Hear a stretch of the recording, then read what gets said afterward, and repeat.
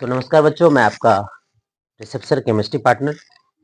और आपको हमने अभी तुरंत थोड़ा देर पहले जो वीडियो डाला था उसमें बताया था कि अब जो हमारा लास्ट टॉपिक बच जाता है कोलिगेटिव प्रॉपर्टी, उसके बारे में हम लोग अब चर्चा करेंगे। बच्चों, कोलिगेटिव प्रॉपर्टी अनुसंग गुणधर्म किसे कहते हैं? अगर इसका परिभाषा देखें तो किसी विलयन का वह गुणधर्म जो उसमें उपस्थित विलय की मोलों की संख्या और मात्रा पर निर्भर करता है, न कि उसके प्रकृति पर, उसे अनुसंग गुणधर्म कहते हैं। फिर से एक बार रिपीट करता हूं, किसी विलयन का वह गुणधर्म जो उसमें उपस्थित विलय की मोलों की संख्या और मात्रा पर निर्भर करता है, न कि उसके प्रकृति पर, अनुसंग गुणधर्म कहते हैं। अंग्रेजी वाले बच्चे इसको कैसे बोलते हैं? The property of the solution which depends on the nature of depends on the number of moles of solute और amount of solute but does not depend on nature of solute is called colligative property. तो इसके कुछ types है बच्चों, जैसे प्रासरण दाब हो गया, वाष्प दाब में आपेक्षिक अवनमन हो गया, क्वथनांक बिंदु में उन्नयन हो गया और हिमांक बिंदु में अवनमन हो गया। अभी कभी याद करिए, चार में से पूछता है कि निम्नलिखित में से कौन कोलिगेटिव अनुसंग गुणधर्म है? तो प्रासरण नहीं, प्रासरण दाब याद रखिएगा। कभी कभी प्रासरण देके आपको चकमा देगा, तो प्रासरण दाब अनुसंग गुणधर्म है, न कि प्रासरण अनुसंग गुणधर्म है। वाष्प दाब नहीं, वाष्प दाब में आपेक्षिक अवनमन ये अनुसंग गुणधर्म है। और क्वथनांक बिंदु में उन्नयन, क्वथनांक बिंदु नहीं, उसमें उन्नयन, क्वथनांक बिंदु में उन्नयन एक अनुसंग गुणधर्म है। और हिमांक बिंदु में अवनमन एक अनुसंग गुणधर्म है, न कि हिमांक बिंदु एक अनुसंग गुणधर्म है। याद रखिएगा। अच्छा सर, यहाँ पे ना एक चीज आपने लिखा है, अवनमन का मतलब क्या होता है और उन्नयन का मतलब क्या होता है? मेरे बच्चों, अवनमन मतलब होता है धसना, घटना, और उन्नयन मतलब होता है बढ़ना। सर इसको कुछ और तरीके से बताएं। आइए हम बताते हैं आपको। जैसे मान लीजिए बच्चों, हम किसी प्योर सॉल्वेंट को, जो सॉल्वेंट है, वाटर है, शुद्ध जल है, उसे हम गर्म किए और गर्म करने पर मान लेते हैं वो एक 760 mm ऑफ Hg का वेपर बनाया। वाष्प दाब उसका 760 mm ऑफ Hg बना। लेकिन अगर उसमें हम अउड़नशील विलय मिला देते हैं, जैसे जैसे बालू मिला दिए, नॉन वोलेटाइल सॉल्यूट, अब उसे जब उतना ही टेम्परेचर पर गर्म किया गया तो उसका वाष्प दाब पहले से घट गया। तो आपेक्षिक क्या हो गया? शुद्ध के सापेक्ष में घट गया, तो घटना को बोलते हैं अवनमन। और अगर हम फिर से उतना वाष्प दाब लाना चाहते हैं तो हमने क्या किया? टेम्परेचर इंक्रीज किया, पहले से ज्यादा टेम्परेचर दिया, तो क्वथनांक बिंदु में को बढ़ाया, तो बॉइलिंग पॉइंट इंक्रीज हुआ, तो बॉइलिंग पॉइंट का बढ़ना उन्नयन कहलाता है। अवनमन और उन्नयन का मतलब ये होता है। फिलहाल तो हम ऑब्जेक्टिव पॉइंट ऑफ व्यू में है से हैं, तो इसलिए अनुसंग गुणधर्म के प्रकार आपको एकदम टिप पे याद होना चाहिए। वाष्प दाब में अपेक्षिक अवनमन, प्रासरण दाब, क्वथनांक बिंदु में उन्नयन और हिमांक बिंदु में अवनमन, ये अनुसंग गुणधर्म है, इसे याद रखना है। आइए, एक चीज है यहाँ पे, प्रासरण दाब, जिसका हिंदी होता है, अंग्रेजी होता है ऑस्मोटिक प्रेशर। ये क्या कहता है कि पाई, प्रासरण दाब को, ऑस्मोटिक प्रेशर को पाई से सूचित करते हैं। पाई समानुपाती होता है बच्चों सी क्या है? कंसंट्रेशन, सांद्रता के समानुपाती होते हैं। विलयन के सांद्रता के प्रासरण दाब समानुपाती होते हैं। अगर ये सांद्रता को, ये समानुपाती को हटाते हैं तो कुछ लगाना पड़ता है, जैसे सी एस लगाए, कांस्टेंट है, सॉरी एस और टी लगाए जो कांस्टेंट है, और सी क्या है? कंसंट्रेशन।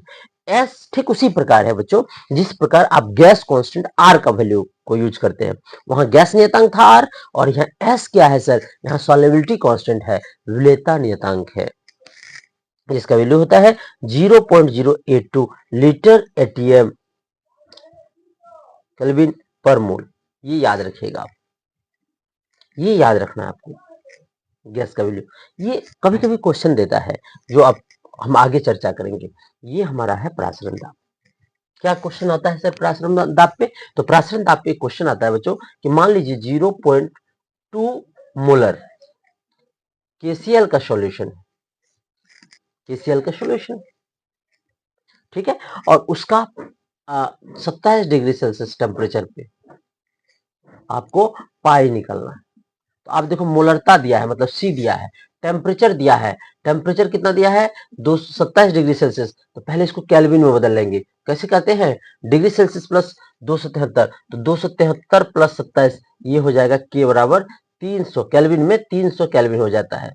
अब पाई बराबर हम जानते हैं सी एस का टी, और इसका मान अभी तुरंत दिया हुआ है, पाई कितना 0.2, एस का मान आपको अभी तुरंत बताए 0.082 और टी का मान 300। इसको काटेंगे आपको आंसर हो जाएगा, इसको गुना कर देंगे आपको आंसर मिल जाएगा।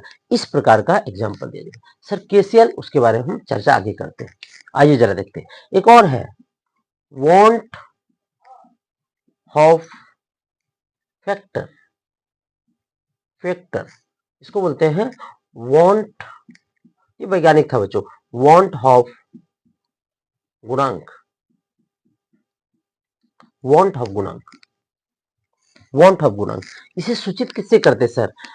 आई से। इसका आगे का चीज हम बाद में देखेंगे, लेकिन मजे की बात क्या है, ये आई से सूचित किया जाता है। और आई क्या होता है सर? तो ये आयन की संख्या के समानुपाती होता है। आयन के संख्या, जितना ज्यादा आयन होगा उसका वांट ऑफ गुणांक उतना ज्यादा होगा। सर कहना क्या चाहते हैं, आइए जरा दिखाते हैं। जैसे बच्चों, जैसे कुछ उदाहरण देते हैं हम आपको और उसका वांट ऑफ गुणांक यहाँ पे लिखेंगे आई। याद रखिएगा ये बहुत इंपॉर्टेंट लाइन जो हम बताने जा रहे हैं।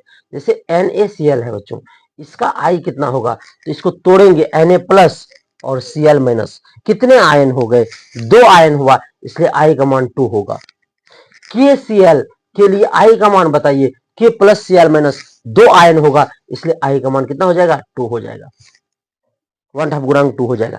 MgCl2, MgCl2 जो नहीं समझ में आए जरूर कमेंट करिएगा।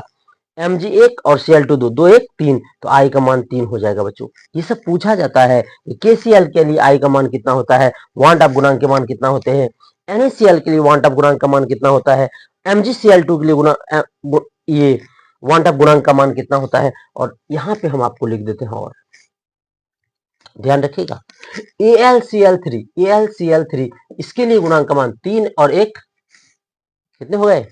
4, 4 होता है आई का मान। बच्चों एक और बात है, क्या? ग्लूकोज जानते हो आप, यूरिया, शर्करा, चीनी जिसको बोलते हो आप, शर्करा, ये सब के लिए वांट ऑफ गुणांक का मान 1 होता है। याद रखने वाली बात है कि ग्लूकोज, शर्करा, यूरिया ये सब दे दे तो इसके लिए वांट ऑफ गुणांक का मान कितना होता है? 1 होता है। AlCl3 इसके लिए कितना होता है? 4 होता है।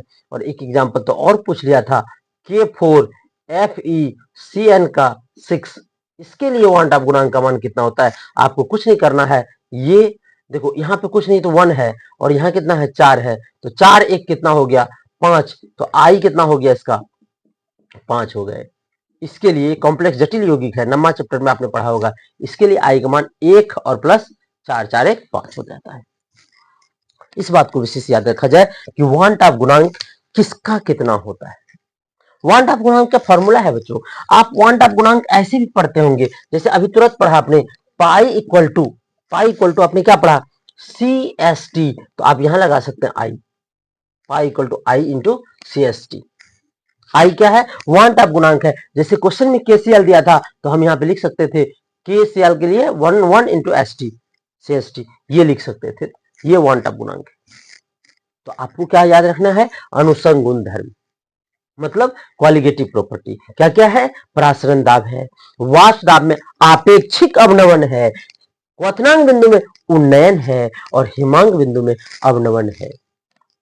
न कि प्रासरण, न कि वाष्प दाब, न कि क्वथनांक बिंदु, न कि हिमांक बिंदु, ये सब नहीं है। ये सब एक प्रोसेस है बच्चों, ये सब एक फिक्स टेम्परेचर है। ये आपेक्षिक अवनमन, उन्नयन, अवनमन, दाब ये सब लगा रहे इसके साथ, तो ही प्रासरण दाब होता है। विशेष ख्याल रखिएगा। और प्रासरण दाब का फॉर्मूला होता है पाई इक्वल टू CST, जहां C क्या है? विलयन नियतांक है, स्थिरांक है, जिसका मान 0.082 लीटर एटम पर मोल होता है। और इसके बाद हमने एक क्वेश्चन कराया, वांट ऑफ के बारे में बताया कि इसे आई से सूचित करते हैं और आई समानुपाती होता है आयन की संख्या का, जितना ज्यादा होगा आयन उतने होंगे आई। जैसे NaCl में आयन की संख्या 2 होता है इसलिए आई 2 हुआ, KCl में आयन की संख्या 2 होता है इसलिए आई 2 हुआ, MgCl2 में आयन की संख्या 3 होता है इसलिए आई 3 हुआ। और बच्चों मेरे AlCl3 3 1 4 होते हैं इसलिए 4 हुआ। ग्लूकोज, शर्करा और यूरिया याद रखिएगा, इसके लिए आई का मान वांट ऑफ गुणांक का मान 1 होता है और के फॉर एफिशिएंसी के लिए वांट ऑफ गुणांक का मान 5 होता है, क्योंकि इसे तोड़ने पर 5 आयन प्राप्त होते हैं। ये बहुत ही बेहतरीन है बच्चों, इसे याद रखना एग्जाम पॉइंट ऑफ व्यू से बहुत महत्वपूर्ण है। ये छोटा छोटा वीडियो आपके लिए इसलिए बनाया जाता है, एकदम चॉकलेटी वीडियो, ताकि आप 5 मिनट 6 मिनट समय देख के भी आप देख के जा सकते हो बच्चों। आपको याद आ गया कि वांट ऑफ गुणांक का मतलब क्या होता है, फिर से आप देख लिए, एक छोटा सा वीडियो है उसमें वांट ऑफ गुणांक आपको मिल जाएगा।